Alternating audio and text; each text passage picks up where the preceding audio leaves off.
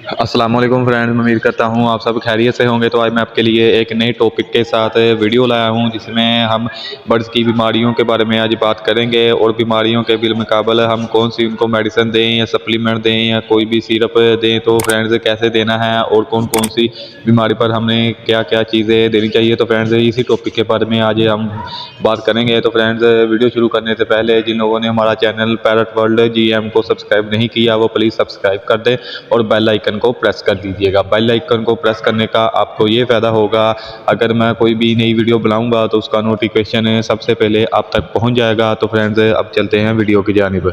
तो दोस्तों number 1 topic के बारे में हम बात कर लेते हैं कि बर्ड्स की केयर कैसे करनी है। सबसे मेन किरदार ही दोस्तों हमारी केयर का होता है बर्ड्स में। अगर हम केयर करेंगे तो हमें बाज़ औक़ात तो ऐसा होता है, अगर हम कोई भी एंटीबायोटिक नहीं दे रहे हैं और केयर अच्छे तरीके से हम उनको कर रहे हैं, बर्ड्स को अच्छी तरह से मेंटेन कर रहे हैं, अगर हवा आ रही है तो हम शॉपर प्रॉपर तरीके से लगा रहे हैं, गर्मियों में कैसे रखते हैं, सर्दियों में कैसे रखते हैं, अगर हमने यही चीज़ें अच्छे तरीके से कर रहे हैं तो फ्रेंड्स हमें इतनी ज़्यादा एंटीबायोटिक की ज़रूरत नहीं पड़ती। तो एंटीबायोटिक की तब ज़रूरत पड़ती है जब हमारे बर्ड्स बीमार हो रहे हों। तो फिर भी हम काफ़ी लोग तो ऐसे होते हैं कि बीमार नहीं होते बर्ड्स, फिर भी जब मौसम बदल रहा होता है फिर भी एंटीबायोटिक दे के रखते हैं। तो फ्रेंड्स ये अच्छी बात होती है। अगर हम मौसम मिसाल के तौर पर मौसम बदलना शुरू हो रहा है, तकरीबन मौसम कल बदलना शुरू हो रहा, तो हमने 2-3 दिन पहले ही उनको एंटीबायोटिक सप्लीमेंट दे रखा था, तो वो उनको असर करके रखेगा। वो उनको सर्दी या होगी या कोई भी मौसम जब बदलेगा तो उसमें उसको मेंटेन रखेंगे, मतलब उनकी कोई भी उनको बीमारी नहीं उस मौसम में लगेगी। तो फ्रेंड इसका ये फ़ायदा होता है। तो बात को लंबा बढ़ाए बगैर अब मैं अब टॉपिक के बारे में आते हैं। तो फ्रेंड्स 3 ऐसे में सप्लीमेंट है आज मैं आपको बताऊंगा। पहले बात कर लेते हैं बीमारियों के बारे में कि कौन कौन सी बीमारी उनको लगती है और कौन कौन से हम इनको सप्लीमेंट देने चाहिए किस किस बीमारी में।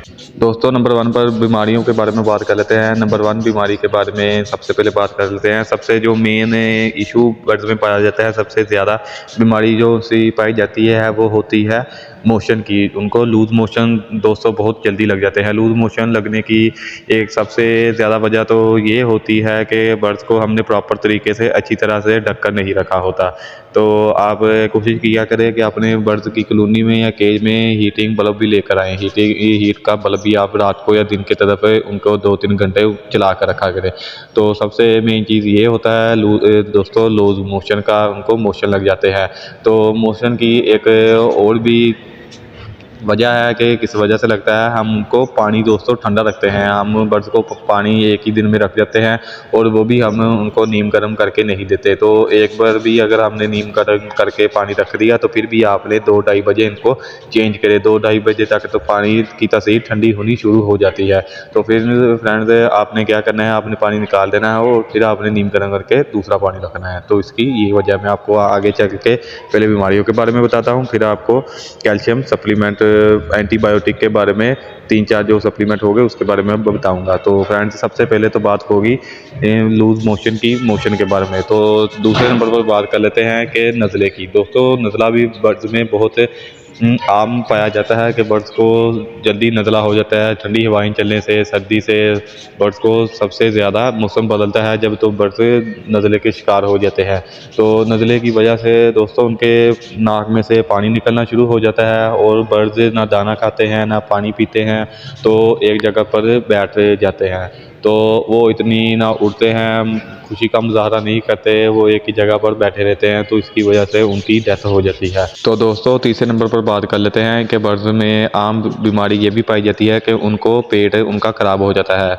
हमको बाहर देखने में नहीं पता चलता कि बर्ड्स को क्या हुआ है, वो सुस्त पड़ जाते हैं और वो जो भी खाते हैं मतलब वो बाहर फेंक देते हैं या उनको खाना अच्छा नहीं लगता। आप अगर दाना भी रखते हैं तो वो खाते नहीं हैं, वो अपने पर सारे ढीले छोड़ देते हैं और सुस्त होकर एक जगह ही बैठ जाते हैं। तो उनको दोस्तों पेट के उनके कीड़े होते हैं, पेट में कीड़े आ जाते हैं और उनको पेट दर्द हो जाता है। तो इसके बारे में दोस्तों मैं सप्लीमेंट आपको एंटीबायोटिक बताऊंगा। और चौथा ये है कि जब मौसम बदलता है तो हमें कौन सा सप्लीमेंट देना चाहिए, गर्मी हो या सर्दी हो, उनको अच्छा मेंटेन रखने के लिए, उनको बीमारियों से बचाने के लिए। तो फ्रेंड्स ये थी 3-4 बीमारी हैं, तो इसी टॉपिक के बारे में अब मैं आपको सप्लीमेंट बताता हूँ। तो दोस्तों नंबर 1 पर सप्लीमेंट जो है वो है अमोक्सीसाइक्लिन कैप्सूल। तो अमोक्सीसाइक्लिन 2 किस्म के हैं, सिर्फ कंपनी का फ़र्क है। सबसे पहला है अमोक्सीसाइक्लिन सैंडोज।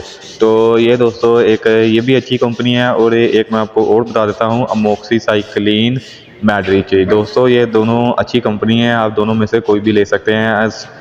आपको फिर रिपीट कर देता हूँ, अमोक्सीसाइक्लिन सैंडोज और अमोक्सीसाइक्लिन मैड्रिच, आप दोनों में से कोई भी ले सकते हैं। आप अमोक्सीसाइक्लिन में से कोई और भी कंपनी का ले सकते हैं, पर आप ये मैं आपको रेकमेंड करूँगा कि आप इन 2 कंपनियों में से कोई एक कंपनी का ले लें। तो अगर किसी दुकान पे या किसी आपके इलाके में ये दोनों कैप्सूल कंपनी के मौजूद ना हो, तो आप कोई और भी कंपनी के कैप्सूल इनको यूज़ करवा सकते हैं। तो दोस्तों अब दूसरे नंबर पर कैप्सूल के बारे में बात कर लेते हैं, डॉक्सीसाइक्लिन कैप्सूल।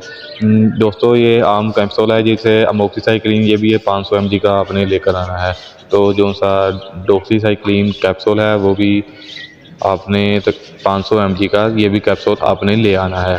तो मैं आपको यूज़ करने का तरीका मैं आपको बाद में बताता हूँ, पहले मैं आपको ये बता देता हूँ। डॉक्सीसाइक्लिन दोस्तों दूसरे नंबर पर आपने ये कैप्सूल यूज़ करवाना है। तो दोस्तों तीसरे नंबर पर बात कर लेते हैं, ये एक सिरप है, ये है सिरप सेप्टोगार्ड। मैं आपको पिक्चरें भी साथ साथ दिखाई जा रहा हूँ, आपने यही सिरप लेकर आना है। दोस्तों ये सिरप है सेप्टोगार्ड, ये सिरप है, तो आपने ये ले आना है। ये काफ़ी इकसाम का है, बड़े छोटे का ये सिरप है, आपने जो आपको मर्ज़ी लगे आप छोटा बड़ा इसमें ले आ सकते हैं। तो ये थे दोस्तों सप्लीमेंट, एंटीबायोटिक सप्लीमेंट। अब मैं आपको यूज़ करने का तरीका बता देता हूँ। यूज़ करने का तरीका ये है कि आपने जो आप डॉक्सीसाइक्लिन और अमोक्सीसाइक्लिन जो कैप्सूल मैंने आपको बताए हैं, ये आपने 1 लीटर पानी में इसको 1 कैप्सूल डाल देना है 100 mg का। और जो है सेप्टोगार्ड ये सिरप है, ये भी आपने 1 लीटर पानी में आपने 1 चम्मच इसकी डाल के दे देनी है। आपको डालने का तरीका बता देता हूँ। आपने हफ्ते में एक बार,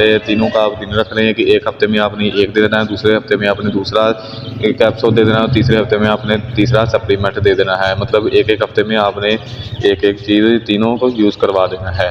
मतलब हफ्ते को एक दे दिया, अगले हफ्ते को दूसरा, तीसरे हफ्ते को आपने तीसरा दे देना है। अगर आप अपने बर्ड को कोई भी सप्लीमेंट देते हैं, तो दोस्तों आपने अगर उनको पानी में देना है तो आपने उनको 2 घंटे प्यासा रखना है। अगर आपने कोई सॉफ्ट फूड देना तो फिर भी आपने उनको 2 घंटे भूखे रखना है। आपने 2 घंटे प्यासे रख कर आपने उनको तकरीबन ज़्यादा से ज़्यादा आप उनके केज में या कॉलोनी जहाँ भी आप रखेंगे ये सप्लीमेंट एंटीबायोटिक, तो आपने सिर्फ आधा घंटे के बाद आपने उसको उठा लेना है। तो आपने देना भी दोस्तों मॉर्निंग के वक्त है, आपने सुबह के वक्त उनको देना है। तो दोस्तों ये थी आज की वीडियो। अगर आपको वीडियो अच्छी लगी हो तो लाइक, शेयर और कमेंट करना ना भूलिएगा। अगर आपको किसी भी नए टॉपिक के बारे में वीडियो चाहिए हो तो मुझे कमेंट सेक्शन में ज़रूर बताइएगा। अगली वीडियो में मुलाकात होगी। अल्लाह हाफिज़, फ़ी अमान अल्लाह।